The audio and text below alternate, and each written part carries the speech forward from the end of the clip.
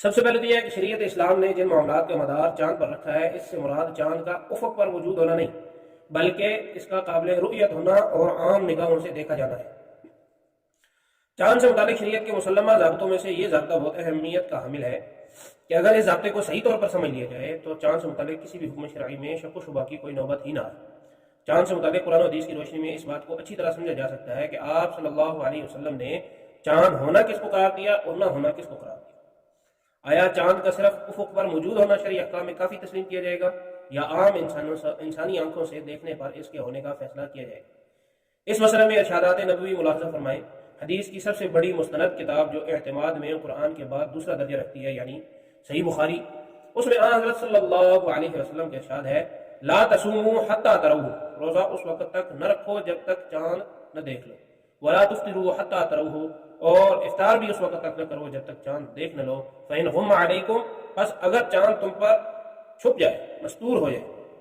فقدروا لہ، تو اس کے لیے حساب لگا لو، یعنی حساب سے 30 دن پوری کر لو۔ اسی کی ایک دوسری روایت میں یہ الفاظ ہیں کہ الشہر 29 لیلہ فلا تصوموا حتی تروہ فإن غم علیکم فأکملوا العدۃ 30، کہ مہینہ یقینی طور پر 29 راتوں کا ہے، اس لیے روزہ اس وقت تک نہ رکھو جب تک رمضان کا چاند نہ دیکھ لو، پھر اگر تم پر چاند مستور ہو جائے تو شعبان کی تعداد 30 دن پورے کر کے رمضان سمجھو۔ یہ دونوں حدیثیں حدیث کی دوسری سب مستند کتابوں میں بھی موجود ہیں جن پر کسی محدث نے کلام نہیں کیا، اور دونوں میں روزہ رکھنے اور عید کرنے کا مدار چاند کی رؤیت پر رکھا ہے۔ لفظ رؤیت عربی زبان کا مشہور لفظ ہے جس کی معنی ہے کسی چیز کو آنکھوں سے دیکھنا، اس کے سوا اگر کسی دوسرے معنی میں لیا جائے تو حقیقت نہیں مجاز ہے۔ اس لیے حاصل اس ارشاد نبوی کا یہ ہوا کہ تمام احکام شرعیہ جو چاند کے ہونے یا نہ ہونے سے متعلق ہیں، ان میں چاند کا ہونا یہ ہے کہ عام آنکھوں سے نظر آئے۔ معلوم ہوا کہ مدار احکام چاند کا افق پر موجود ہونا نہیں بلکہ رؤیت ہے۔ اگر چاند افق پر موجود ہو مگر کسی وجہ سے قابل رؤیت نہ ہو تو احکام شرعیہ میں اس وجود کا اعتبار نہ کیا جائے۔ اس حدیث کے مفہوم کو اسی حدیث کے آخری جملے نے اور زیادہ واضح کر دیا ہے، جس میں یہ ارشاد ہے کہ اگر چاند تم سے چھپا ہوا رہے، یعنی تمہاری آنکھیں اس کو نہ دیکھ سکیں، تو پھر تم اس کے مکلف نہیں کہ ریاضی کے حسابات سے چاند کے وجود اور پیدائش معلوم کرو اور اس پر عمل کرو، یا آلات رصدیہ اور دوربینوں کے ذریعے اس کا وجود دیکھو، بلکہ فرمایا فَإِنْ غُمَّ عَلَيْكُمْ فَأَكْمِلُوا الْعِدَّةَ 30، یعنی اگر چاند تم پر مستور ہو جائے تو 30 دن پورے کر کے مہینہ ختم سمجھو۔ اس میں لفظ غمہ یہ خاص طور سے قابل نظر ہے۔ اس لفظ کے لغوی معنی عربی محاورہ کے اعتبار سے یہ ہیں کہ غم الہلال علی الناس یا غم الہلال علی الناس اس وقت بولا جاتا ہے جبکہ ہلال کے درمیان کوئی بادل یا دوسری چیز حائل ہو جائے اور چاند دیکھا نہ جا سکے۔ اس سے معلوم ہوا کہ چاند کا وجود خود حضرت صلی اللہ علیہ وسلم نے تسلیم کیا ہے اور اس کے بعد یہ حکم دیا ہے، کیونکہ مستور ہونے کے لیے غمہ اس کا پایا جانا ہونے کے لیے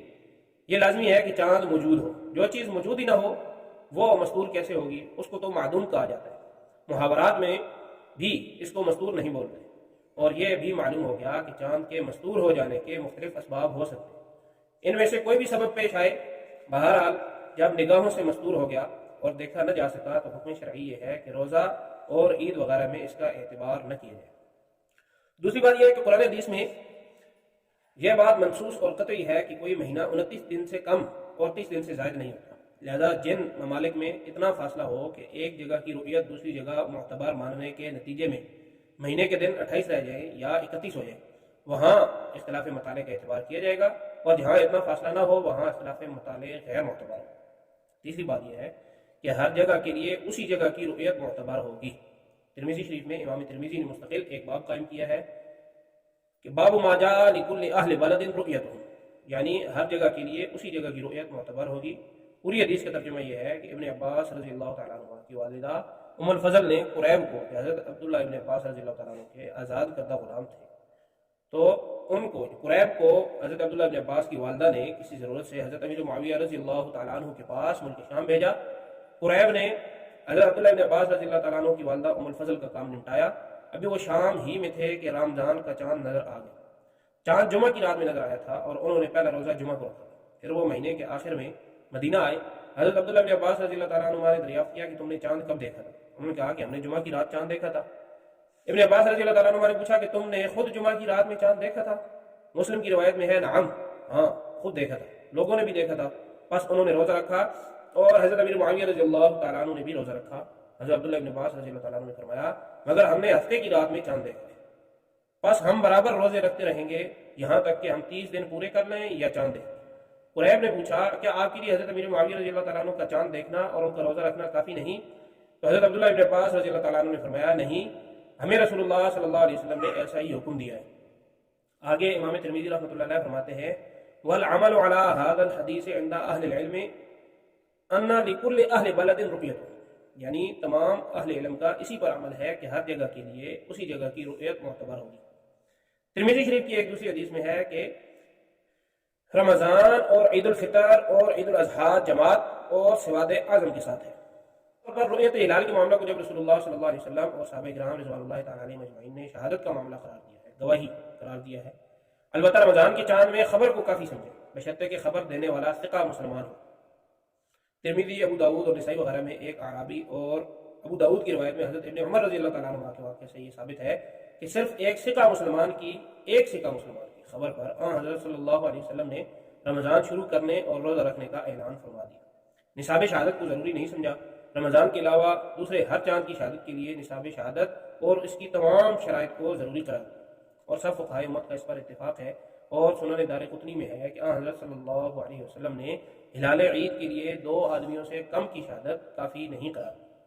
پھر گواہی کی ایک قسم تو یہ ہے کہ آدمی بچش میں خود چاند دیکھنے کی گواہی دے، دوسری قسم یہ ہے کہ کسی کی گواہی پر گواہی دے، یہ شہادت علی شہادہ کہلاتی ہے۔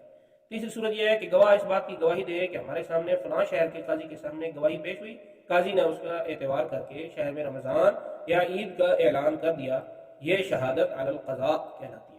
حاصل یہ ہوا کہ جب کسی شہر میں عام طور پر چاند نظر نہ آئے تو چاند کے ثبوت کے لیے مذکورہ 3 صورتیں شرعاً معتبر ہیں، اور دوسرے شہر میں رؤیت ہلال کے ثبوت کے لیے کافی ہے۔ کبھی استفاضہ کے ذریعے بھی رؤیت کا ثبوت ہو جاتا ہے، جس کی شرائط کتب فقہ میں مذکور ہے، لیکن استفاضہ کے ذریعے چاند کے ثبوت میں بھی یہ بات ضروری ہے کہ مہینے کا 28 یا 31 کا ہونا لازم نہ ہے۔ البتہ دور دراز ممالک سے اگر مذکورہ بالا طریقوں پر شہادت پہنچتی ہے تو بعض فقہا جن کے نزدیک اختلاف مطالعہ کا اعتبار ہوتا ہے وہ اس شہادت کو قابل عمل قرار نہیں دیتے۔ اس کا حدیث مبارکہ کے الفاظ ہے کہ الصوم یوم تصومون والفطر یوم تفطرون والاضحیٰ یوم تضحون، یعنی سب مل کر جب یہ کام کریں تو اس دن کا اعتبار ہے۔ عام طور پر اس حدیث کی روشنی میں اس صورت کا حکم بھی معلوم ہو گیا کہ اگر کوئی شخص جدہ سے 30 رمضان کو سحری کھا کر ہندوستان آیا، یہاں 29واں روزہ تھا اور شام کو چاند نظر نہیں آیا،